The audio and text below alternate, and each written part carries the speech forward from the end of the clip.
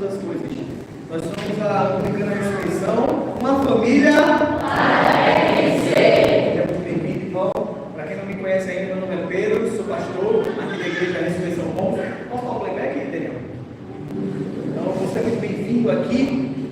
E para a gente poder começar essa palavra de hoje, interessante é que a gente se fala, chegou o momento da pregação, chegou o momento de pregar a palavra. E o que significa pregar? Pregar é pegar um prego e enfiar, é penetrar. E o que a gente está falando aqui é o momento de pregar a palavra no seu coração. Ela precisa penetrar, ela precisa alcançar um lugar que ela vai fixar. Não apenas você vai ouvir a palavra, você vai entender, essa palavra vai começar a fazer parte de você. Não sei se você já percebeu, mas se você pegar um prego e bater ele até o final, ele entrou tanto que você não consegue mais retirar ele daquela madeira. Ele parece que começou a fazer parte daquela madeira. Então essa palavra que vai ser pregada, ela precisa penetrar tanto no seu coração, que ela precisa fazer parte da sua vida. Ela precisa ser aplicada na sua vida. E eu sempre falo que para Deus nunca existe coincidência, acaso. Para Deus existe propósito. Então, se você está aqui hoje, é porque Deus te trouxe aqui. Eu sempre falo, mas pastor, eu estou servindo, mas Deus permitiu que você servisse hoje, porque Ele quer que você escute aquilo que Ele quer falar ao seu coração. E eu queria que você abrisse sua Bíblia lá no livro de Lucas, Evangelho segundo São Lucas, capítulo 14. Nós vamos ler apenas o versículo 33. Obrigado. Apenas um versículo. E o tema dessa mensagem de hoje que a gente vai falar é pequenos ajustes. Pequenos ajustes. Deus te trouxe aqui hoje nessa noite porque é necessário, ou são necessários, pequenos ajustes na sua vida, na minha vida. Lucas 14, o versículo 33, que está aí na tela, na versão que eu vou ler. Lucas 14, 33 diz assim: da mesma forma, qualquer de vocês que não renunciar a tudo o que possui, não pode ser meu discípulo. E estas são as palavras da salvação, e por ela a gente dá graças a Deus. Feche teus olhos, vamos orar. Senhor Deus, Pai, obrigado, Senhor. Obrigado por mais um dia de vida, Senhor. Porque se estamos aqui hoje na tua casa, aqui nesse culto, é porque o Senhor nos deu mais uma oportunidade, Pai, de cumprir com o teu chamado, de fazer a tua vontade. Sabemos que existem tantas pessoas agora que não estão tendo essa possibilidade que a gente está tendo nessa noite de te adorar e de render graças, mas também de ouvir e meditar na tua palavra. Então que essa palavra hoje, nessa noite, ela fale ao nosso coração aquilo que nós precisamos ouvir. Talvez não seria aquilo que a gente gostaria, mas é o que nós precisamos. Então fala ao nosso coração, Pai, nessa noite. Fala para que ninguém saia daqui da mesma forma que chegou. Fala para que haja uma mudança e transformação de mentalidade nessa noite, Senhor. Então, muito obrigado, Pai. E que eu hoje, nessa noite, não te atrapalhe, Espírito Santo de Deus. Que eu seja apenas um canal para trazer a tua palavra, a tua mensagem para o teu povo. Mas que o meditar do meu coração e o falar da minha boca sejam sempre agradáveis na tua presença. Ó, Xamim, Redentor meu. É por isso que eu te oro e te agradeço. Em nome de Jesus. Amém. Amém. Pequenos ajustes. Porque na nossa vida, pequenos ajustes são sempre necessários. Todo mundo que está aqui hoje, nessa noite, está precisando fazer pequenos ajustes. Em maiores escalas, outros em menores, mas são necessários. E por que eu usei essa palavra pequenos ajustes? Porque se a gente usar a palavra renúncias, ela soa de maneira não tão agradável, porque renúncia, para nosso entendimento, parece denotar alguma punição, parece que a gente está sendo punido, parece que algo ruim vai acontecer. E isso muitas vezes é o que Satanás quer fazer. Satanás quer mostrar para mim e para você que obedecer a Deus não é tão bom. Obedecer a Deus custa muito caro, porque são necessárias renúncias. E a gente começa a acreditar isso. Como se Deus fosse um Deus masoquista, como se Deus fosse um pai que gostasse de ver o seu filho sofrer.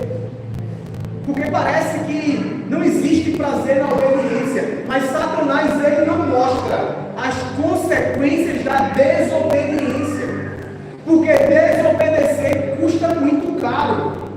Por mais que o prazer seja temporário, existe um preço para a desobediência. E eu não sei se você sabe ou conhece, mas Satanás ele era um anjo de luz, tanto que o seu nome era Lúcifer. Lúcifer significa anjo de luz. Na verdade, ele era um dos mais belos querubins da guarda de Deus. Veja o que Ezequiel fala sobre o diabo lá em Ezequiel 28. Coloca aí, irmão. Ezequiel 28, do versículo 12 ao 14. Porque o diabo não quer mostrar para mim e para você o custo da desobediência, o custo que ele teve que pagar. Mas veja quem era o diabo. Diz assim a palavra do Senhor: Filho do homem, ele é um lamento a respeito do rei de Tiro, e diga-lhe: assim diz o soberano Senhor. Falando do diabo agora, você era modelo de perfeição. Você percebe quem era Lúcifer? Ele era um modelo de perfeição, cheio de sabedoria e de beleza. Isso é Deus falando quem era o diabo. Deus está dizendo que o diabo ele era cheio de perfeição, ele era cheio de sabedoria, ele era cheio de beleza. Ele diz assim, ó: e você estava no Éden, no jardim de Deus, e todas as pedras preciosas o enfeitavam. Veja que coisa interessante, a mulher adora se adornar, né? Uma pedrinha de ouro, alguma coisa lá de metal, que a mulher tem que pode usar ouro, algum diamantezinho, uma pedrinha. Meu Deus, como fica tão bonito na orelha da mulher, no pescoço, uma pulseira. Eu tenho certeza que a maioria da mulher aqui ama se adornar. E a Bíblia fala que o diabo ele tinha todas as pedras preciosas dele. Veja o que a Bíblia diz: que enfeitava o diabo: sardio, topázio, diamante, berilo, ônix, jaspe, safira, carbonúculo e esmeralda. Seus engastes e guarnições eram feitos de ouro. Tudo foi preparado no dia que você foi criado. Deus está dizendo: ei, quando eu criei você, Satanás, todas as pedras preciosas foram criadas para te adornar, para te enfeitar, para aumentar a tua beleza. E diz assim: você foi ungido como um querubim guardião, uma das classificações mais altas de querubins. Pois para isso eu o determinei, e você estava no Monte Santo de Deus, e caminhava entre as pedras fulgurantes. Pula para o versículo 17. Mas aí veja o que aconteceu com o diabo, e veja qual foi o fim, ou o preço da desobediência, que isso ele não mostra para mim e para você. Diz assim: mas seu coração tornou-se orgulhoso por causa da sua beleza, e você corrompeu a sua sabedoria por causa do seu esplendor, e por isso eu o atirei à terra, e fiz de você um espetáculo para os reis. Por meio dos seus muitos pecados e do seu comércio desonesto, você profanou os seus santuários. Por isso eu fiz sair de você um fogo que o consumiu e o reduziu você a cinzas no chão, à vista de todos que estavam observando, e todas as nações que o conheciam ficaram chocadas ao vê-lo. Chegou o seu terrível fim, você não mais existirá. Existe uma punição, existe um preço pela desobediência, mas o diabo ele quer enganar você, mostrando que Deus na verdade é quem quer limitar o teu prazer. Ele quer mostrar que na verdade quem é ruim é Deus. Foi isso que o diabo fez com Eva. Ele chega para Eva e diz: mas Eva, tem tanto fruto aqui e você não pode comer nenhum.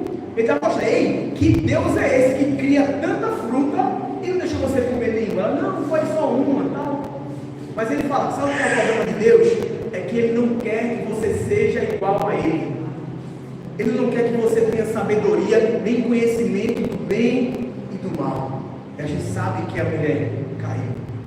Então você começa a perceber que é uma estratégia do diabo fazer isso comigo e com você, mas ele não mostra que existe um preço pela desobediência e ela vai ser muito cara, ela vai ser muito pesada.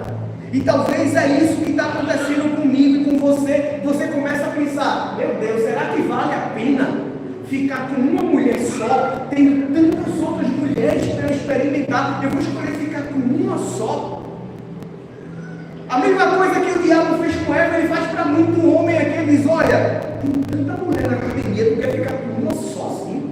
E a tua nem gosta de malhar, tu fica em casa. Taca cheio de dobrinha lá na tua casa e tu cheio de mulher na academia. E você começa: rapaz, é mesmo, eu podia ter tudinho, ficar só com uma. Será que não é isso que o diabo está colocando no seu coração? Será que o diabo não está colocando no seu coração? Será que vale a pena não usar droga? A droga é algo que me dá uma alegria. Eu fico com bem-estar quando eu uso droga. Eu fico chapado, eu fico alegre, eu fico leve. Por que não usar droga? Foi Deus que criou a maconha, uma planta, por que eu não posso usar? É isso que o diabo está colocando no seu coração. Talvez por que eu não posso olhar pornografia? Ela traz tanto prazer para mim, eu não estou tendo contato com a mulher, não é pecado, não vou adulterar, não vou ficar com essa mulher, o que tem? E você vai achando normal. Muitas vezes você começa a pensar: meu Deus, será que vale a pena mesmo ser fiel a Jesus? Está tudo dando errado na minha vida. Eu virei crente e parece que tudo começou a dar errado. E talvez esse é um grande problema, que a gente quer viver a nossa vida sem fazer pequenos ajustes. A gente quer viver a nossa vida do nosso jeito, sem renúncia. E eu vou trazer um fato que está na nossa geração agora, todo mundo sabe. O que é que a gente consegue enxergar na nossa geração que não quer compromisso, responsabilidade e renúncia? A moda agora é os bebê reborns. Um monte de mulher comprando boneco para viver como se fosse o seu filho. O que é que essa geração está mostrando? Ei, eu quero filho, mas não quero compromisso. Eu prefiro criar um boneco porque não vai ter compromisso. Eu prefiro criar um bonequinho porque eu não vou perder minha barriga chapada. Eu não vou engordar 9 meses. Eu não vou ficar com um nariz de coxinha de batata. Eu não vou ficar com as pernas inchadas. Eu estou com um bonequinho aqui, ó. Eu não vou perder noite de sono. Não pense que o bebê reborn vai acordar de madrugada você chorando, não, porque não vai. Então essa geração, ela não quer compromisso. Ela quer continuar gastando ela e não gastar com o seu filho, porque filho custa muito caro. Porque você precisa dar sempre o melhor para ele. É remédio, é médico, é comida, é tudo. Então, essa geração só mostra para mim e para você que cada vez mais é uma geração sem compromisso, sem renúncia, sem precisar fazer ajustes. Assim também como que a gente está vendo agora, o casamento cada vez mais sendo banalizado. As pessoas acabando o casamento dizendo assim: porque a gente vai ser só amigo agora. A gente se dá muito bem, mas talvez o beijo, o sexo não é mais a mesma coisa e a gente vai ser só amigo. E esquece da aliança com Deus, esquece que prometeu dizer: ei, é até que a morte nos separe. As pessoas estão achando que é até que não fique mais tão legal o casamento, a gente separa. Cadê o compromisso? Cadê a renúncia? Porque quando você diz sim no altar para aquela mulher, você está dizendo não para todas as outras mulheres que existem. E vice-versa. Um sim que envolve infinitos nãos. E essa geração é um reflexo de pessoas que querem prazer, curtição, chapação, sem compromisso e sem responsabilidade. É apenas um reflexo do que a gente está vendo lá fora. Muitas pessoas que não querem mais compromisso com a igreja, vai para a igreja como se fosse ir para um restaurante. Eu vou lá, comer uma palavra hoje e vou embora e não vou nem aí mais. Não quero compromisso, não quero servir, não quero fazer mais nada, tá bom demais. Gente, infelizmente, a gente passou ontem, que a gente estava assim no carro ontem, eu e a Nanda voltando, ela estava voltando do trabalho, a gente passou na frente da igreja Batista, a primeira igreja Batista aqui de Pombos, vocês conhecem.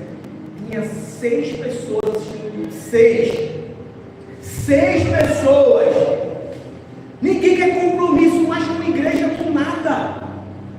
Meu Deus do céu, o que é que está acontecendo? E a gente olha para a Bíblia, todos os homens e mulheres de Deus foram necessários fazer ajustes, renúncias, para que pudessem servir a Deus. Eu não sei se você conhece a história de Jeremias, de um profeta chamado Jeremias, mas ele precisou fazer grandes renúncias na sua vida. Eu não sei se você sabe, além dele ser chamado muito cedo, a teologia mostra que ele foi chamado entre 16 e 17 anos. Deus foi específico com ele e falou: ei, você não pode casar e nem ter filho. Imagina se Deus chamasse você e dissesse: ei, você precisa ficar solteiro e solteira, não tenha filhos. Será que você estaria disposto e disposta a renunciar essa sua vontade, o seu desejo para satisfazer a vontade de Deus? Talvez muita gente não está disposta a fazer isso hoje, mas Jeremias ele estava disposto. Veja o que diz lá em Jeremias 16, do versículo 1 ao 2. Jeremias 16, do 1 ao 2, diz assim: então a palavra do Senhor veio a mim. E o versículo 2 diz: não se case e nem tenha filhos ou filhas neste lugar. Ou seja, Jeremias, não vai ter sexo, não vai ter casamento, não vai ter filhos. Imagina você que está aí, na flor da idade, 18, 19 anos, cheio de hormônio, pegando fogo. Você: eu quero casar, pastor. Manda uma varoa, Deus, um varão para me casar. E Deus diz: ei, é sozinho, é sozinha. Será que você estava disposto a fazer isso hoje? E não só isso, no chamado de Jeremias, Deus também fala: ei, Jeremias, não é só não casar e não ter filho, não vai ter alegria para você, não vai ter celebração. Tanto que Jeremias ele ficou conhecido como um profeta chorão. O cara só vivia chorando, só vivia sofrendo. Tanto que ele escreveu o livro Lamentações de Jeremias. A seminarista Davi me trouxe um versículo de reflexão lá de Lamentações hoje. Lá em Jeremias 16, o versículo 8 ao 9, fala sobre isso. Diz assim: não entre numa casa em que há um banquete para se assentar com eles, a fim de comer e beber. Jeremias não vai ter festa, não vai ter alegria, não vai ter nada. O versículo 9 diz: porque assim diz o Senhor dos Exércitos, o Deus de Israel: farei cessar neste lugar, diante dos olhos de vocês, e durante a vida de vocês, a voz de júbilo, que é uma voz de felicidade, de comemoração, a voz de alegria, a voz do noivo, a voz da noiva. Não vai ter alegria para você não, Jeremias. Vai ser só dia ruim, só dia mal. Mas o cara renunciou a tudo por causa disso, por causa desse chamado. Será que você estaria pronto para renunciar esse seu conforto, essa sua alegria? João Batista, outro cara que é bastante conhecido na Bíblia, aquele que prepara o caminho para Deus, aquele que prepara, anuncia, aponta para Cristo. Ele teve que renunciar à família. A Bíblia fala que João Batista viveu no deserto, ele não casou, ele não teve filhos, ele não tinha luxo, a roupa dele era uma roupa de pelo de camelo, ele só comia gafanhoto e mel. Meu Deus, quanta renúncia esse cara precisou fazer! E a Bíblia fala, a teologia mostra que o ministério dele foi apenas 6 meses. Ele viveu a vida toda dele, ele se preparou apenas para 6 meses apontar o caminho de Jesus e morrer. Será que você estaria pronto para fazer esses ajustes, fazer essas renúncias? A Bíblia fala de Moisés, que Moisés preferiu sofrer do que viver os prazeres temporários do palácio. Hebreus capítulo 11, versículo 24 e 25, diz assim: pela fé, Moisés, já adulto, recusou ser chamado filho de Faraó. Versículo 25 diz: preferindo ser maltratado com o povo de Deus, desfrutar os prazeres do pecado durante algum tempo. Outras versões dizem, os prazeres temporários. Você percebe que Moisés, ele preferiu uma vida de ser sem luxo, uma vida de ser maltratado, do que viver uma vida de prazer temporário. E eu quero que você preste bastante atenção nisso que a gente está falando, naquilo que Jesus está pedindo a mim e a você hoje, nessa noite, gente. Se você está aqui, Deus, Ele quer que você faça pequenos ajustes na sua vida. E você sabe o que é que você precisa fazer. Você sabe o que é que você precisa ajustar. E tem uma coisa que eu tenho falado muito nesses últimos tempos aqui na nossa igreja. Algo que eu falei que se Jesus ressuscitou, tudo que Ele falou é verdade. Se Jesus de fato ressuscitou, tudo que Ele falou, tudo que Ele pregou, precisa da nossa atenção. Então preste atenção, para você entender um exemplo mais fácil. Imagina que você está indo para Recife e alguém que foi antes de você manda uma mensagem no seu grupo, no seu WhatsApp, diz: olha, está um engarrafamento daqui para Recife, não tem como passar daqui depois de Moreno, está tudo travado aqui em Moreno, muda a rota, vai para outro lugar porque um caminhão tombou e vai passar pelo menos 4 horas aqui engarrafado. O que é que você iria fazer? Você ia fazer um ajuste na sua rota. Se você precisasse para Recife, você não iria por essa rota, porque alguém avisou que lá não estava passando, e você ia um caminho mais longo, mas você iria ouvir a voz de quem já passou por ali. Outro exemplo mais claro, para ficar mais próximo da gente: se você precisar ir para a Vitória, e você vai dirigindo, alguém dissesse: olha, a Federal está aqui embaixo do viaduto, está aqui parando todo mundo, não passa nada, ele para todo mundo, até pensamento, pensou, ele para, não passa ninguém. O que é que você iria fazer para poder ir para a Vitória? 2 caminhos: ou você ia sentido Gravatar, fazia o retorno, pegava voltando, ou no retorno ali você pegava por dentro da sardinha. Você ia entrar por dentro da sardinha para não passar pela Federal que estava lá embaixo. Por quê? Porque alguém passou antes de você e avisou, e disse a você, e você mudou a sua rota, você fez pequenos ajustes. Hoje eu peguei a van para ir lá para a Vitória, o cara fez isso, avisaram ele que tinha a Federal embaixo, ele, sardinha, desceu pela sardinha. Pequenos ajustes. Então, gente, presta atenção naquilo que Jesus está falando, porque Ele sabe o que vai acontecer amanhã. Ele sabe porque Ele morreu, mas Ele ressuscitou. Ele sabe porque Ele é Deus, Ele sabe o que é que vai acontecer. E Ele está dizendo para mim e para você: ei, faça pequenos ajustes, faça renúncias. É por isso que o versículo que a gente leu diz assim: ó, da mesma forma, qualquer um de vocês que não renunciar a tudo que possuir, não pode ser o meu discípulo. Eu não sei se você já teve essa vontade ou esse pensamento. Eu já tive essa vontade no início da minha conversão, até antes. Eu sempre quis saber o que é que acontece depois da morte. Eu queria que alguém que morresse voltasse para dizer: ei, acontece isso, se liga, não faz isso, não faz assim, porque vai dar ruim se tu fizer assim. Antes de eu me converter, eu queria isso. Eu sempre quis saber. Mas depois que eu me converti, eu entendi que Jesus, Ele passou por esse caminho e Ele está nos ensinando.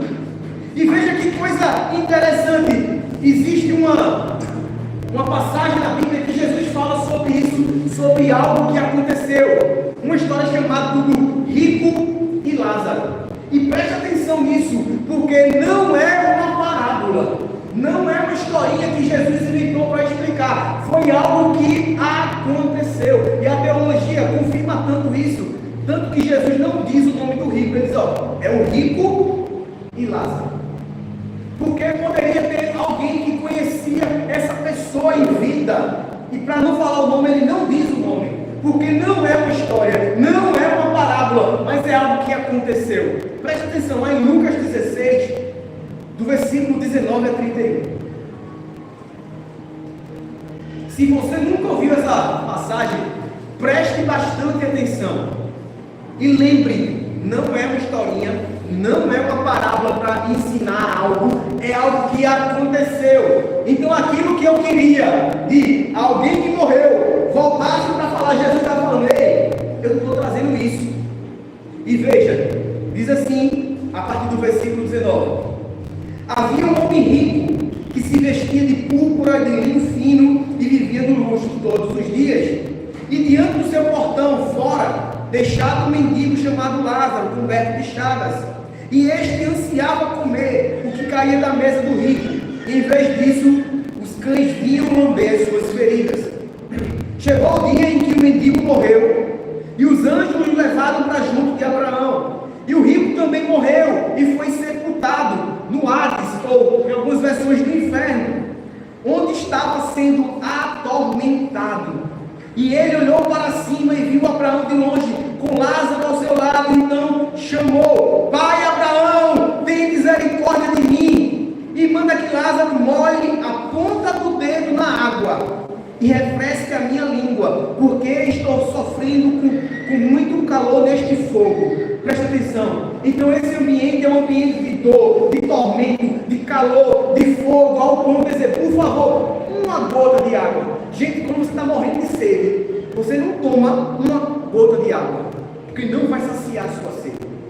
Você quer tomar uma garrafa dessa todinha, mas você percebe que é um lugar de tanto tormento que ele fez, ei, eu só quero uma gotinha, só uma gotinha. É um lugar que eu não quero estar, gente. Provavelmente você também não quer.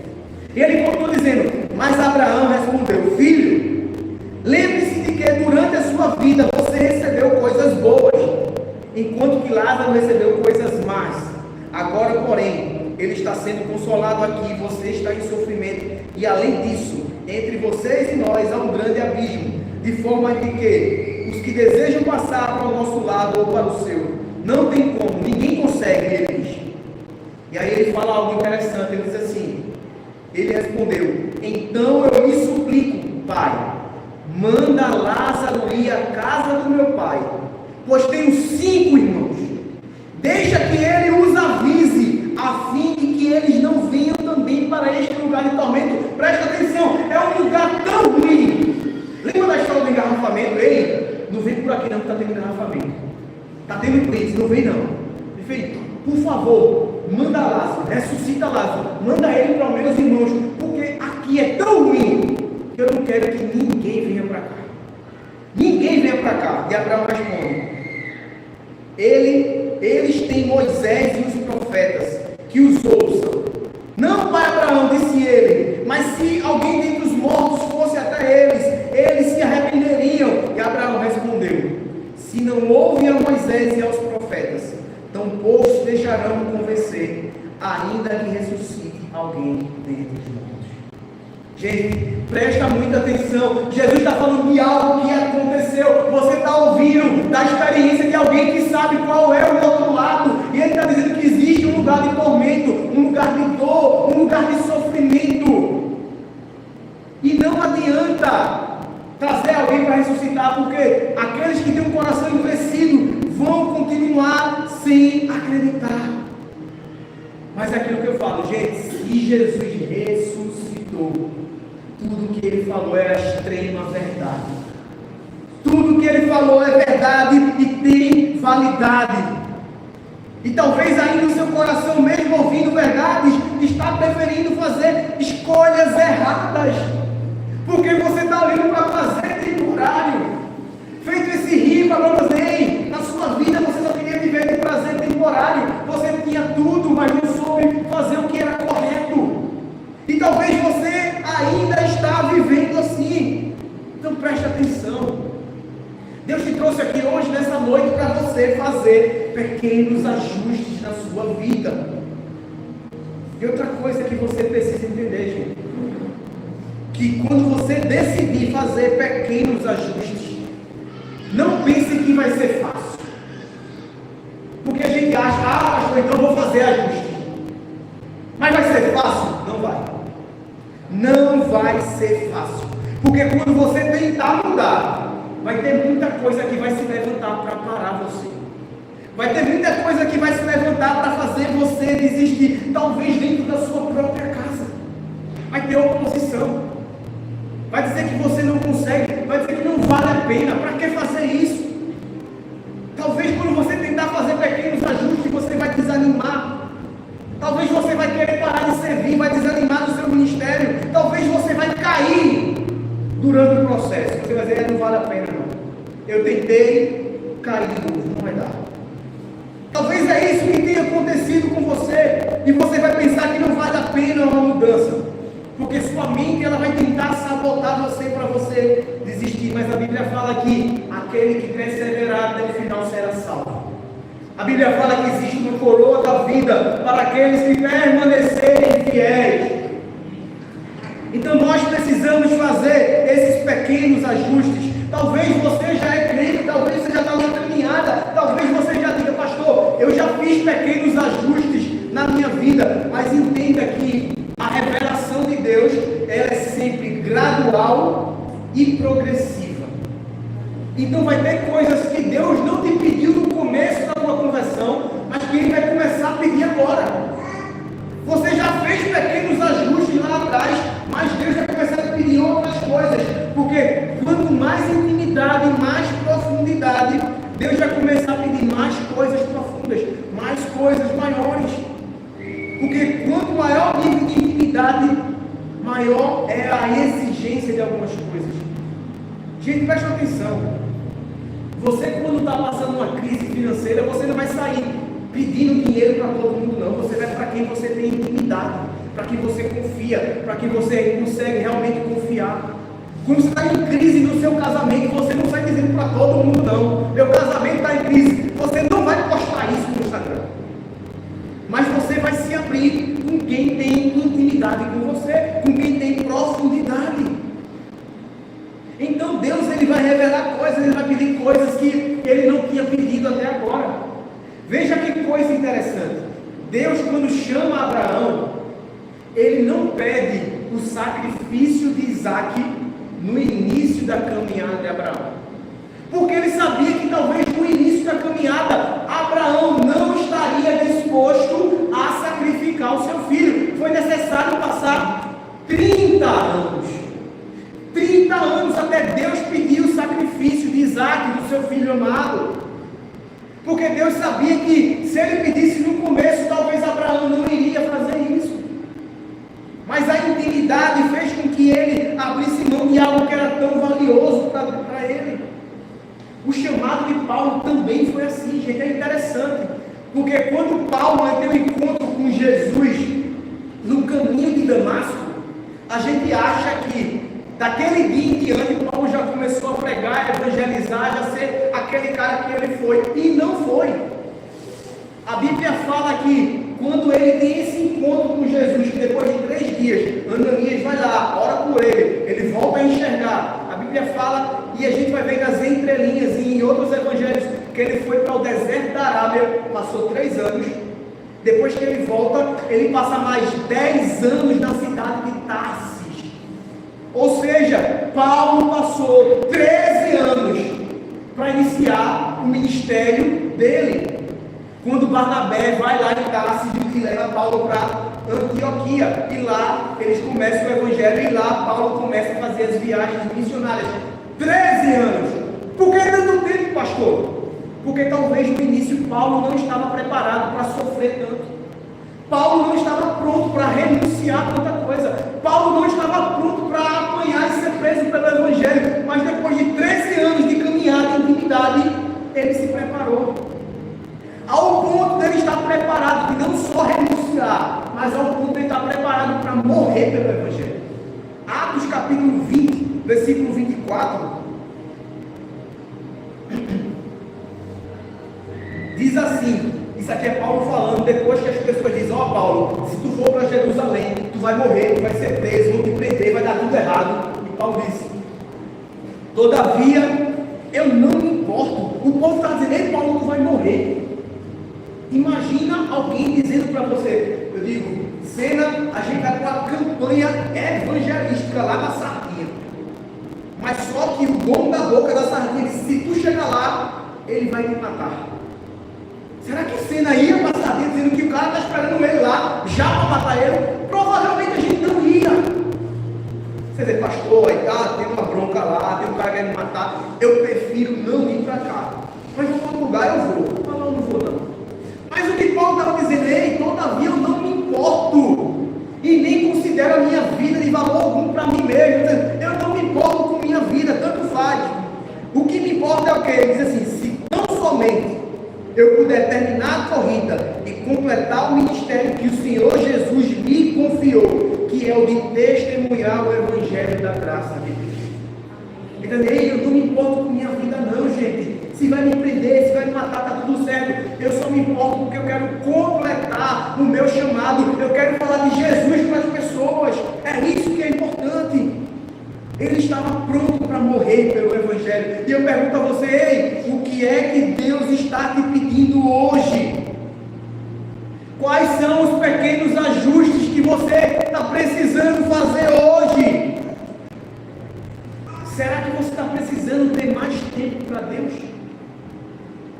Porque o que você diz é que não tem tempo para Deus, não consegue fazer as coisas porque não tem tempo. O que Deus está te pedindo hoje é prioridade. Será que você está dando a prioridade que Ele merece? Por que você não está em uma célula ainda, frequentando, tendo um momento de comunhão? Nada grande acontece sem ter renúncia, gente. Domingo eu falei aqui. Gente, é muito bom, é maravilhoso. Quando a gente chega na igreja de Vitória, inaugurou, está linda, está maravilhosa, vê as coisas acontecendo, mas só estão acontecendo porque tem gente renunciando, tem gente gastando o seu tempo para falar de Jesus, tem 31 células funcionando lá, só tem aquele louvor maravilhoso porque a turma chega 2 horas antes, 2 horas antes do culto, tem gente lá na igreja, lá se preparando. Só acontece daquela forma maravilhosa porque as professoras do Kids chegam a 1 hora antes para preparar o ambiente para receber as suas crianças. As pessoas chegam 1 hora antes para te receber, para te acolher da melhor forma. Só está acontecendo porque tem renúncia. Só está acontecendo porque as pessoas fazem pequenos ajustes. Mas o problema é que quando chega a nossa vez, não estou com tempo não. Não, minha vida está muito corrida. Será que é só sua vida que é corrida? Será que é das outras pessoas? Ninguém tem nada para fazer. Todo mundo fica em casa de perna pro ar, só esperando o alto tudo começar para ir? Não, gente. São necessários renúncias. Porque a sua porta não se abriu para receber uma célula ainda. Uma porta de evangelismo, uma porta de cura, de transformação. Porque você ainda não se dispôs? Porque você não está servindo ou porque você parou de servir? Será que você foi machucado e machucada? Pastor, não quero mais servir. Provavelmente Deus vai estar querendo trabalhar em você naquela área, justamente. Porque você ainda não se afastou de pessoas e de ambientes que você já deveria ter se afastado. Entenda, o novo de Deus, ele só vai acontecer quando você abandonar o velho. Deus não derrama o novo em ambientes velhos. Porque você parou de fazer o seu devocional? Talvez você vai falar, foi falta de tempo, pastor. Foi a correria do dia a dia. Por que você não está disposto a renunciar ao seu celular hoje? Gente, eu passei uma época da minha vida, foi em 2017 isso. Eu tinha problema com pornografia. Eu precisava me libertar. E eu precisei passar quase 4 meses sem telefone e internet. Eu comprei telefone preto, que só ligava e desligava e ia sentir uma lanterninha no escuro, que não servia para nada naquele tempo, mas tinha lanterninha. E foi o tempo que eu mais tive tempo para ler a Bíblia ou fazer qualquer coisa. Tempo com meus filhos, tempo para ler a Bíblia, tempo para fazer tudo. Porque eu não tinha telefone para mexer. Eu não tinha rede social para olhar, não estava com nada. Meu Deus, a pessoa não tem nada para fazer. Aí você vê o quanto tempo você tem, o quanto tempo o telefone tira de você. E você diz que não tem tempo para nada. Não tem tempo para o devocional, não tem tempo para servir, não tem tempo para a célula, não tem tempo para um monte de coisa. Mas Deus está te chamando hoje para você viver um novo tempo, para você experimentar coisas novas, coisas maiores, coisas extraordinárias. mas serão necessários pequenos ajustes e renúncias. Amém? Vamos ficar de pé para a gente poder orar? O louvor pode vir.